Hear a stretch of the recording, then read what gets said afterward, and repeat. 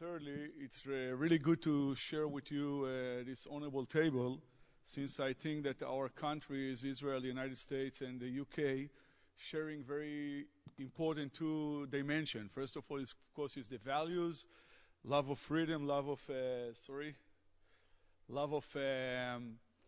democracy, and determination to work and fight for it. And secondly is our mutual great achievement in the last Olympic Games. We share the same number of medals, and I hope it will be like so, if not now, for the next Olympics. So I will run very fast, trying to focus on the macro dimension and see what we can. Where is it? Sorry. See what we can say about the midterm status of this counter-terrorism or global war on terrorism. When we analyze it, we need to analyze intention and capability, of course. So let's focus on the intention. We can use it as a geologics that using a windows of a site inside the layers of the ground to see the whole phenomena.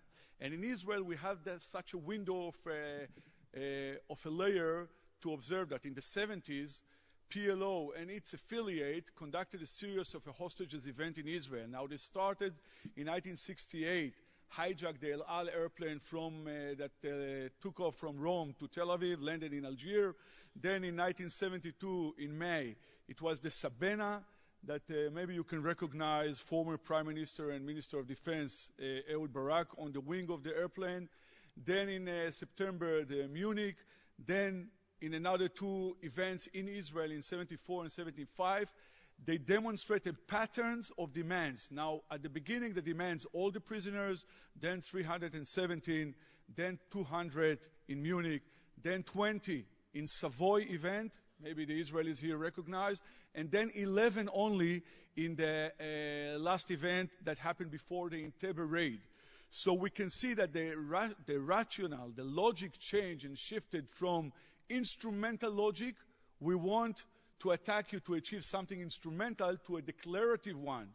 It doesn't matter how much prisoner we will get from you. What we want to demonstrate is something expressive, that we exist, that our agenda exists, and etc., etc.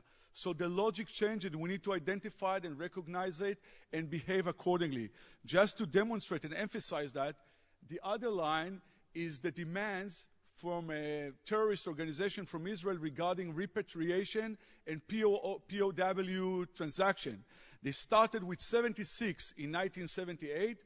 It was 76 prisoners in exchange of one Israeli soldiers abducted in Lebanon during the Litani operation, then jumped to 4,765 in exchange of 6 soldiers. 2 years after it, 1,011, approximately 1,100 prisoners in exchange of 3 soldiers, going down in the 21 centuries to 450 in exchange of 3 dead bodies, and now last transaction, more than 1,000 people, prisoners, some of them with blood on their hands, in exchange of 1 Israeli soldier. This is instrumental. This is only instrumental. We want to release our prisoners. This is other logic than the logic of the terror organization in the modern era. We can see it very clearly in the last 3 attacks that I consider as the future trends to the global terrorism, which is Dubrovka Theater in 2002 in October in Moscow, Beslan High School September 2004, and 2008 Mumbai. In Dubrovka, first time, by the way, that we met the Black Widow from the Chechen rebels, took hostages, 750 hostages from multinationality, and demands only expressive demands. The withdrawal of the Russian troops from Chechnya. This was a confrontation, deliberately confrontation, between the Chechen rebel 29 Division to President Putin, who came to regime just claiming that I will solve the problem in Chechnya. So the rebels told him, listen, we came and penetrated into the heart and soul of Russia, Moscow, and we show that you are not sovereign enough to solve the problem and to challenge our determination. In Beslan, 2004, the same methods, more than 1,000 hostages, and the demand, part of them were, of course, release of some prisoners who were arrested 2 months before that, before this again, but basically demonstrate that you are not in a real control in this Kafkaz area. And you remember the outcome, more than 300 casualties because of a not so lucky operation. Mumbai is a totally different story. It is 10 men, 10 terrorists that hold city of 20 million people for 60 hours as hostage and demonstrate to the government by operating and simultaneously attack. One is the hostage event. Second one is a shooting attack in the central transportation center. Third one is explosive devices, all of them commanded by a back office and an operation headquarters. It is a very good story, not a good story, but you know the terrorists went from room to room in the Taj Mahal Hotel looking for hostages. They saw one man in the suite. He claimed that he's an honest teacher. They knew that not honest teacher in India staying in this suite. They operate to Pakistan, to their back headquarters, ask who is the guys, send with a scan, send his identities, documents. They Googled, the commanders in the back Googles and told him, is that what he's looking for? So this is the second richest person in India, and you need to kill him. This is the level of operation that we're dealing, and the logic is changed. So when we analyze intention, we need to understand that the logic of the modern terrorism is not anymore instrumental, but declarative and expressive, that showing to the government and the rest of the world that the challenge of terrorism is very severe and very serious, and most of the government are lacking the capabilities and approach to deal it rightly. Regarding capabilities, let's go to the benchmark. If we want to know where the terror trends regarding technology, we have the most prestigious experts in the world here in this panel. Go to the crime organization, go to the cartels, go and see what is the level of performance and technology that they reach, and by that we can analyze and benchmark and see what is the benchmark to the modern terrorism. They're using submarine for traffication of drugs from Colombia to the United States. This is the level and the size of the submarine. It can carry dozens of tons of drugs, not anymore a suitcase or a belt. This is the level of boldness, of planning, of technology performance, and operational capability. Regarding cyber crimes, you know, of course, that terrorism, combined together with crimes, performing the most large-scale crimes during the cyber platform. It doesn't anymore deal with the individual. You not rob anymore individual. You not rob anymore a train also that carrying the salary for the whole town. You're not robbing anymore a bank. You can rob the whole community. You know that, for example, in Russia, there is a very powerful organization called Russian Business Network that offer well-connected, well-equipped, very advanced technology, and develop their own tools of cyber opportunities, and etc. They provide you, for example, they call it bulletproof hosting, which is a network of servers that can provide you shelter, and you can bring to any content that you want. You can be a drug dealer and bring to the network your content. They produce a worm that in its first operation year in 2007 reached to 50 million computers all over the world. They provide, for example, a software that can carry this worm into the computers in the world, MPAC. This MPAC is a software that distributed in the world freely.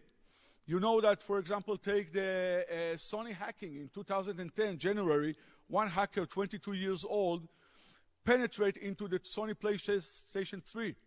1 year after it, Sony pressed charges and took him to court. Few months after it, Anonymous, 5 team of hackers from Anonymous, attacked Sony, caused $300 million damage, and reached the details and the data of 75 million credit cards in the world. So this is what we're going to see regarding terrorism. Yet, in the crime of arena, it took them 30 years to reach to this level. From the first day the private computer, personal computer, reached to the market, terror organization will take much less. And of course, forgery.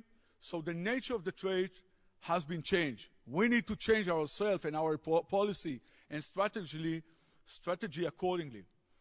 So what we are doing right? We're doing right the offensive, the defensive, and of course intelligence. In intelligence, it is a large effort, but yet reach to the level of confrontation with human rights and with other terror capabilities. You know NSA, you know signal intelligence. Most of the terrorists does not exchange communication through talking through the phone anymore. Now you need to analyze it differently. You need to analyze where are their location. What is their relationship with other figures to analyze this data and see what is the relationship and their position in the terror event.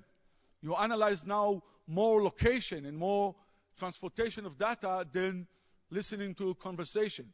But intelligence is a very powerful tool in this effort. Defense also, as mentioned before, we all stood in the line, but this is important, even though sometimes it's reached to a very funny level, like in the piracy, when you saw a large vessel protect themselves with concertina against some Somali piracy. Today, the new effort, the Somalian naval force of the EU, the Chinese, the United States, are protecting this vessel much more proactively. Offensive, tracking money, very powerful. Target killing, maybe the more powerful tool of offensive measures that really beat terrorism cells all over the world. And of course, the brave men and women of the special forces are going anywhere. In the last example, in Operation Neptune Spear, and got the leaders of the terror organization. This is the most important, not the most important, a very important tool. And don't make any mistakes. I'm not soliciting a dramatic change in the strategy, but I am arguing that this is not enough. This is attacking the mosquitoes. It's not dealing the problem of the swamp. Even though when the hour of crisis comes, remember that 40 selected men can shake a wall. This is from the Mongol war world, and from, George Orwell that said we sleep safe in our beds because rough men stand ready in the night to visit violence on those who would do us harm. This is important.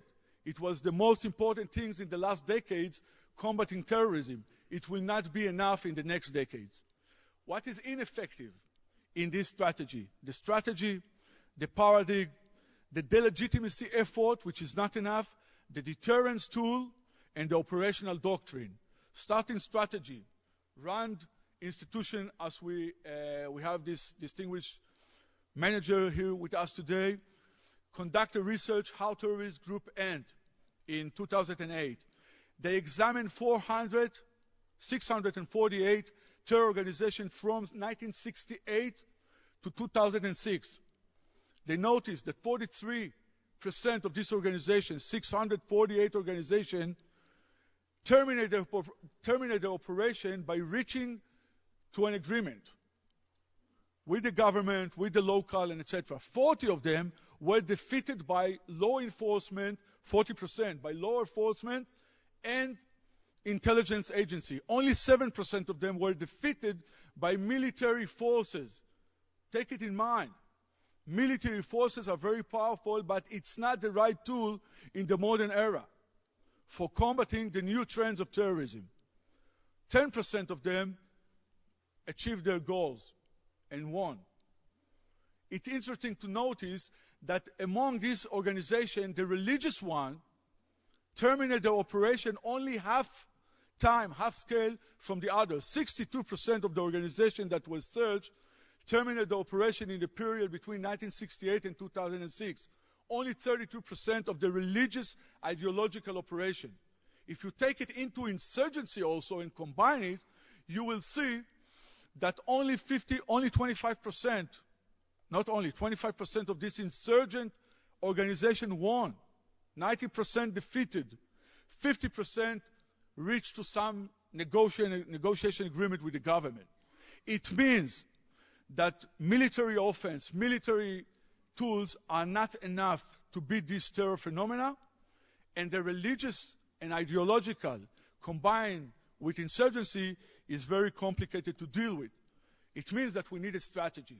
Now, the White House have its strategy. It's called National Strategy for Counter-Terrorism. The EU, NATO, doesn't have a strategy, but it's called NATO Policy Guideline or NATO Military Concept for Defense. Neither of them, and I think I accurate in that, mention the goal of winning.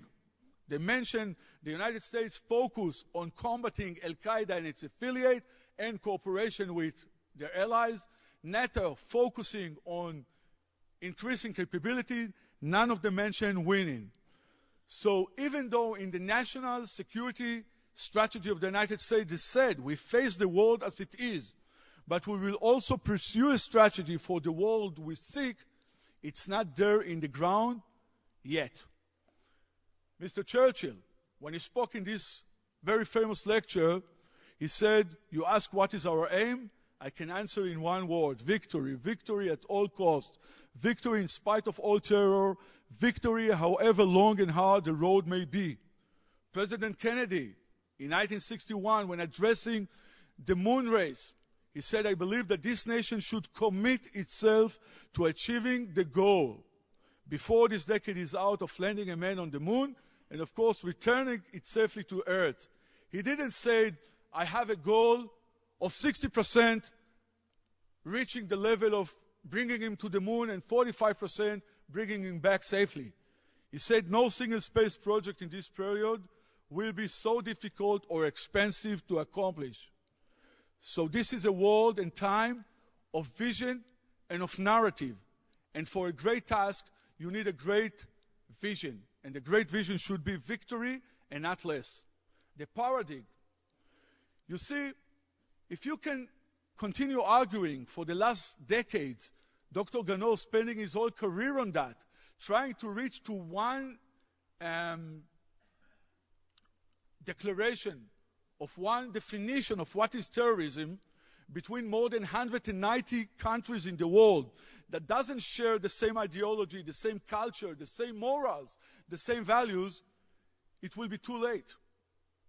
It doesn't work to address terrorism at the political level.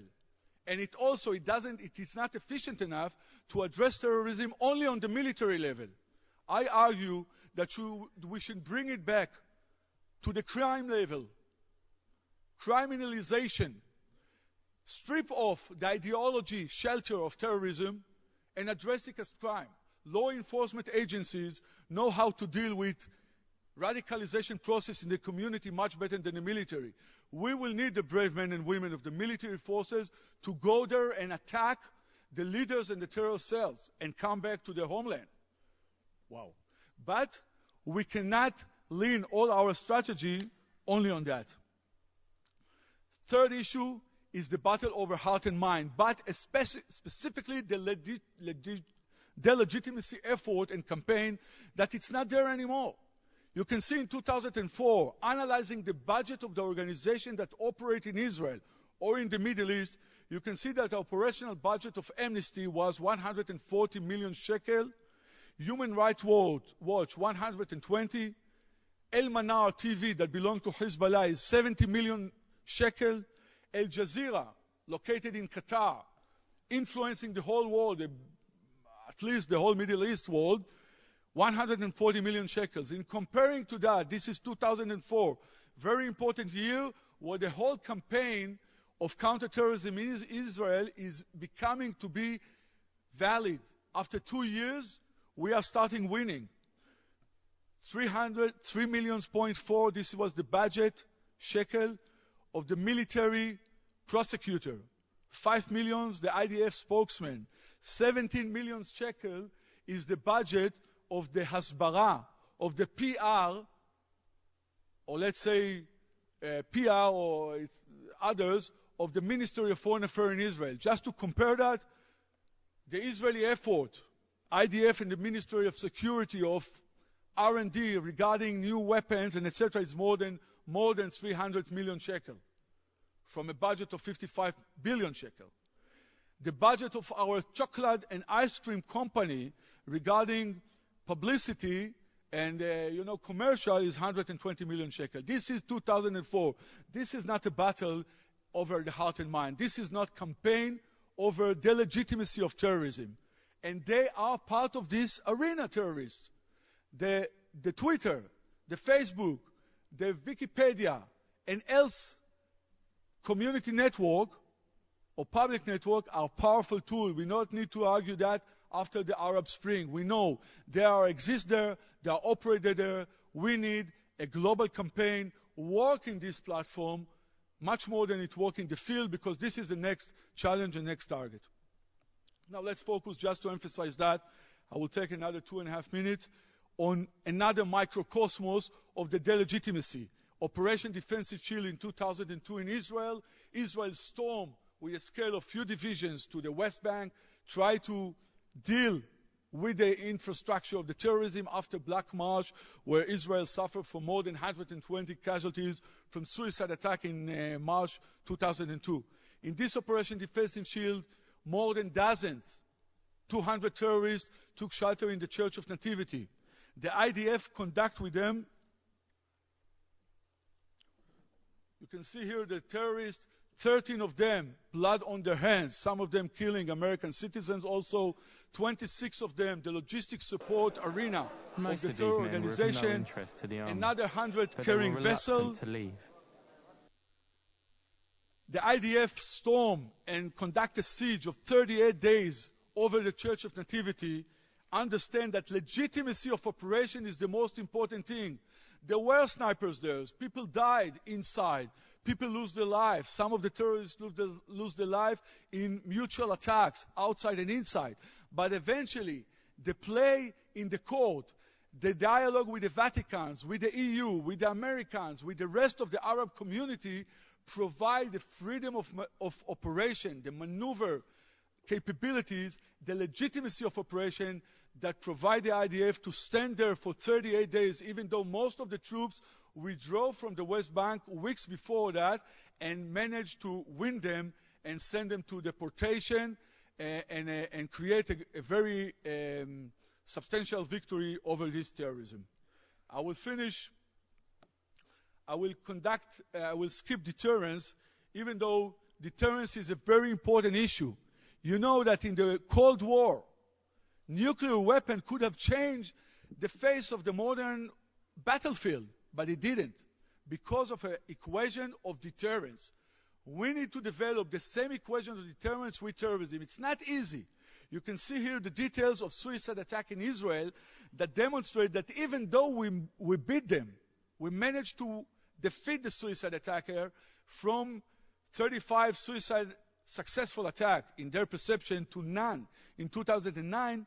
But even though you can see in 2008 and 9, 63 and 36 attempt of suicide attack, it means that deterrence is something that you cannot really develop in real time. Maybe they didn't went to suicide attack because they went to standoff weapon, missiles and rockets. Maybe they were tactically deterred by the campaign in Lebanon in 2006 and in Gaza in 2008. But we need to develop this deterrence tool, and it can be done. If you don't, if you focus only the military dimension, if you focus only on the ping pong of the capability battle, we can find ourselves as Mexico, that even though, and this is last statement of President Calderon last week in his report to the nation, even though great achievement, if you're not dealing with the legitimacy of the other side, you will find yourself that the other side is taking the highland of moral, taking the highland of influence over the community, and start deter the authority instead of be deterred. This is the number of cost of the military campaign. I just want to emphasize that it took $500,000 to perform 9/11 attack. It takes billions of dollars to perform the counterinsurgency military campaign. We all know that it will not be the face of the future in the next week, next month, next year. The superpower of the world are too exhausted, they spend too much money, too much effort, too much blood, too much effort of the nation to go there again to the next Arab country, to the next area of failed state that support terrorism. So we need to adapt a new doctrine of going there, doing what we need, and go back in addition to the other thing that I mentioned.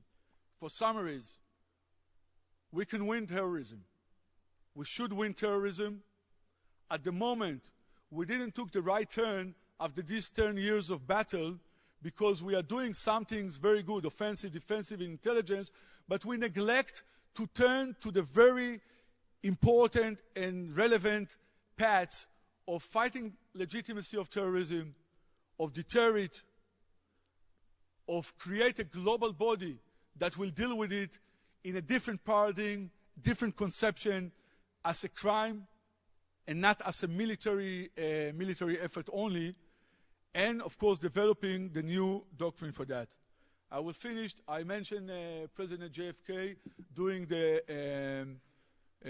his moon race. Now in 1962, the crisis in Cuba, the missile crisis, President Kennedy said, "Let us never negotiate out of fear, but let us also never fear to negotiate." I will say, regarding our time and our challenge today, let us never deal with terrorism out of fear, but let us never also fear to deal with it. Thank you very much.